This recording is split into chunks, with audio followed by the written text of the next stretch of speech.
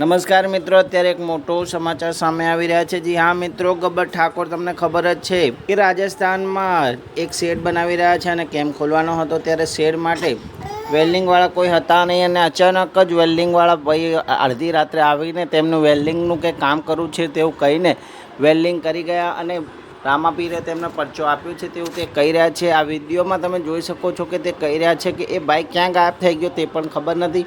તે વેલ્ડિંગ કરીને જતા રહ્યા તેવું તે કહી રહ્યા છે, તે જોઈ શકો છો અમારા વિડીયોમાં. પણ મિત્રો, તમારું શું કહેવું છે તે જરૂરથી કમેન્ટ બોક્સમાં લખજો અને અમારી ચેનલમાં નવા હોય તો સબસ્ક્રાઈબ કરી નાખજો અમારી ચેનલને.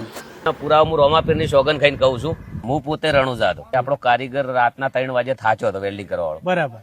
તો એક વ્યક્તિ આવ્યો અને એ વ્યક્તિ 2 પેટી લઈને આવ્યો. બરાબર. કે એને આઈને એવું કીધું કે મને ચોક વેલ્ડિંગ કરવા મળ્યું હોત તો સારું હતું. કદાચ આ વાત હું કહું છું રોમાપીરનો ભગત થઈને, પણ અમુક લોકોને માનવામાં નહીં આવે. પણ આ વાત મેં પોતે નહીં, આપણે મારા બધા માણસો હતા ને મને કહેતા હતા. બરાબર. પછી મેં એમને સોગન ખવડાયા રોમાપીરના, તો એમને રોમાપીરના સોગન કાઢ્યા. હા હા.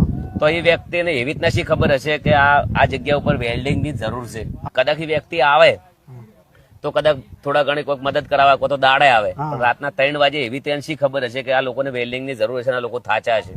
આ હકીકત છે. અને મારા 7-8 માણસો ને કીધું આથી પર હું બોલાવું પુરાવો. વેલ્ડિંગ વાળા કેટલા વાગે આવ્યા હતા? 3 વાગે. અને શું લઈને આવ્યા હતા? કોઈ ફોન બોન કરેલો હતો? કોઈ કોન્ટેક્ટ નહીં. એની અહીં શું કીધું હતું કે કોઈ થાકી છે અચાનક એને એમ કહી દીધું કે તમે ઉતરી જાઓ કારીગરને કે હા કે હું આવ્યો, હું તમને આપને મદદ. બસ એ વ્યક્તિ જતો રહ્યો.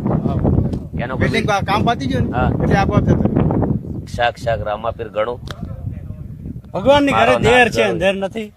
જય બાબા રે. એ તો જય બાબા.